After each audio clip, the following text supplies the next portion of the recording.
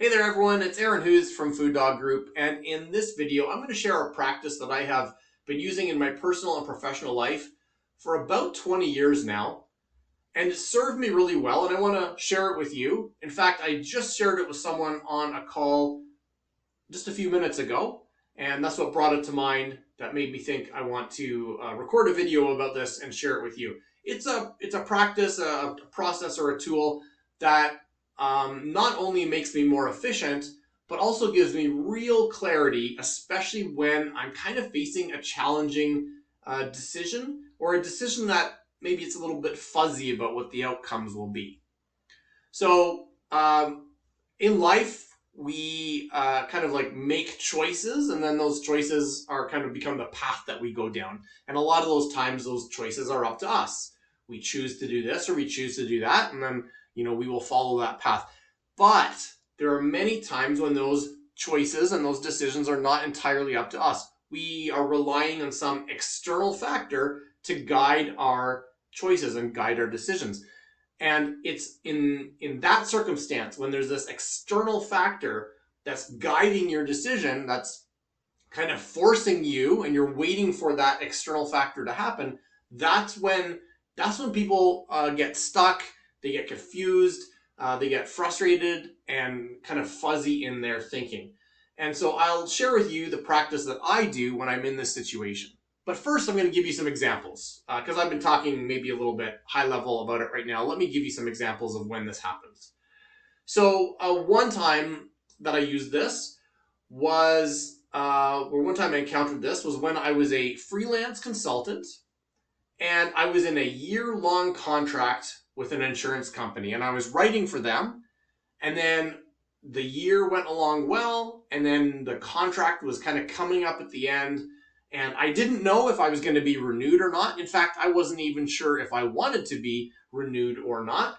But this external factor of I'm not sure if they are going to renew me was part of this kind of decision-making process. Another time that I've used this is when I was thinking about moving to the city that I live in now. My wife and I lived in a different city that's like quite a distance away. And we were deciding, would we stay there? Would we move here? What are the choices? And then it was partly centered around a job that she was thinking about applying for, or rather she had applied for it. She was kind of going through the process. So it was kind of dependent on that. So there was this external factor, again, of us knowing a bunch of options, but we were really waiting for information about this job. A third example where it happens is a couple of years ago when we thought Janelle might have cancer, and then we were going through testing, but it's kind of a long process between sort of that initial early tests and then you get back the official diagnosis. It's a couple of weeks, and it's a long couple of weeks, I'll tell you that. And so that's another time when it was an external factor that was like kind of guiding what our decisions would be. And then what was another one? I was just thinking of another one, and then and now it's completely slipped my mind. I can't think of it now. But then I was just on a call a few minutes ago with someone who is looking for a job, and they had applied to this job, and they were waiting to hear back. And they had reached out to me because they were nervous about whether they would hear back, and they weren't sure what to do, and they had all these questions about what happens if they got the money they were asking for, or what happens if they didn't get the job. And so in each of these examples, what's common is you got this decision ahead of you, this path of options ahead of you, but you're really waiting on an external factor, an external force to kind of like influence what the decision will be. And so here's the practice that I have been doing for about 20 years, periodically in my life whenever I have encountered this situation. And what I do is I consider, like, what are all the likely possible options? And then I plan a contingency, I plan an action step for each of those possible options. And so, for example, in my own example from when I was a freelance consultant, I thought, well, what are the options? Yes, I could be renewed, or no, I wouldn't be renewed in my contracts, right? I really only had two likely options. It was yes or no. And then from there, I was able to build out, okay, yes, if I am renewed, then here's what I'll do. And no, if I'm not renewed, then here is what I'll do.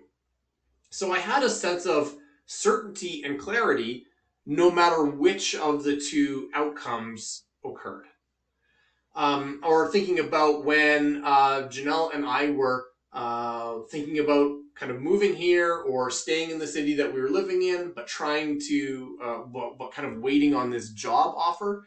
I drew out another kind of diagram flow chart again of similar, like, what are the possibilities? What are the likely possibilities?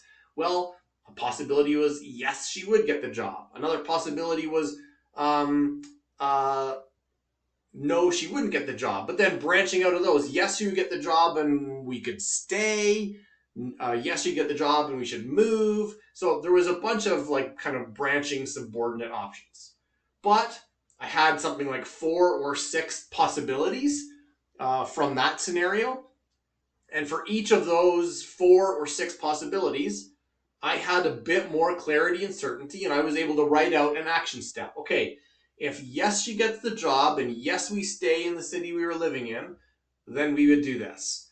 If yes, she got the job, and no, we decided to move to the city that we ended up moving to, then we would do this. If no, she didn't get the job, and we decided to stay, and no, if she didn't get the job, and we decided to move. So you can see how they branched out like that. But for each one, each of the most likely outcomes, I created an action step.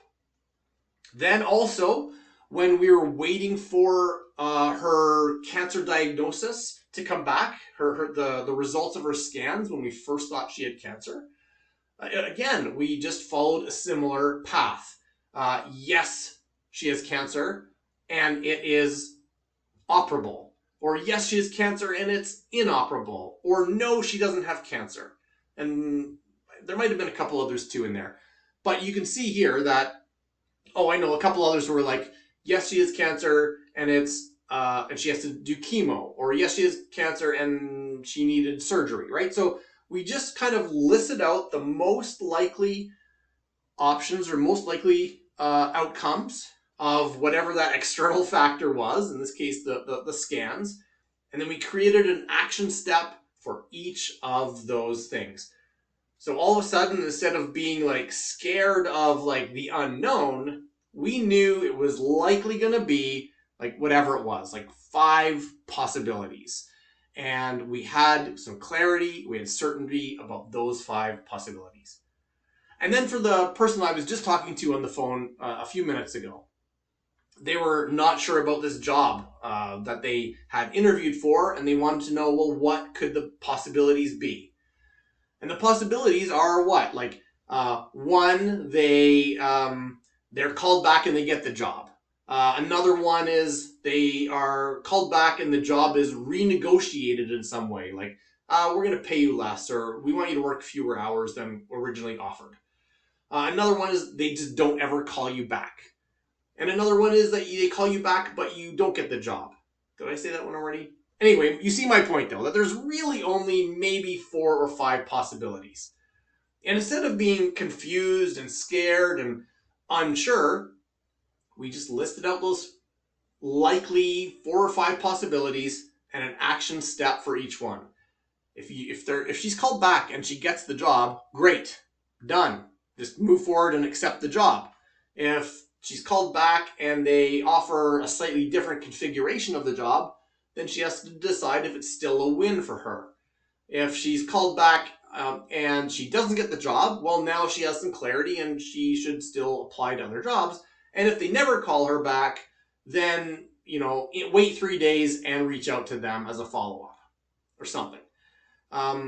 So you can see what the practice is rather than allowing yourself to be confused and worried and scared and kind of fuzzy about what the future is, you're really asking yourself, what are the most likely outcomes? Of course, there's always going to be outliers, but what are the most likely outcomes that could happen from a result of this external factor that's making the decision for you or influencing the decision for you? What are the most likely outcomes? And then create an action step for each of those most likely outcomes. I have done this with just 2 outcomes, as I think one of my examples was, and I've done this with sometimes there might have been more than a dozen outcomes, but I created an action for each one.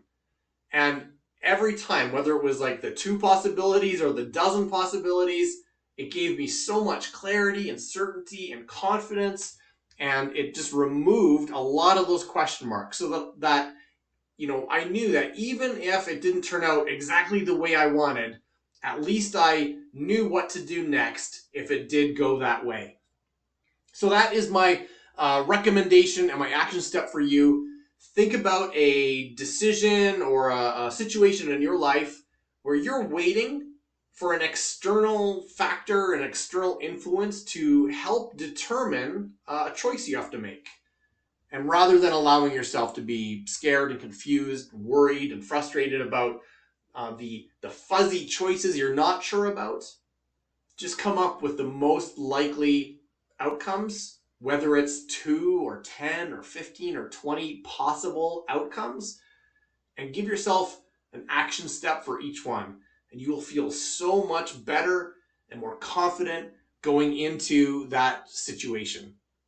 And you'll be more efficient too, because you'll just follow that flow chart along the path of outcomes until it gets to the one that's happening.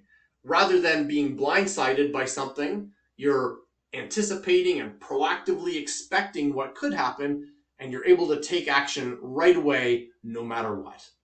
All right, everyone, I hope that was helpful for you. This has been a great practice for me over the years, and I hope you find it as helpful as well. Have an amazing day.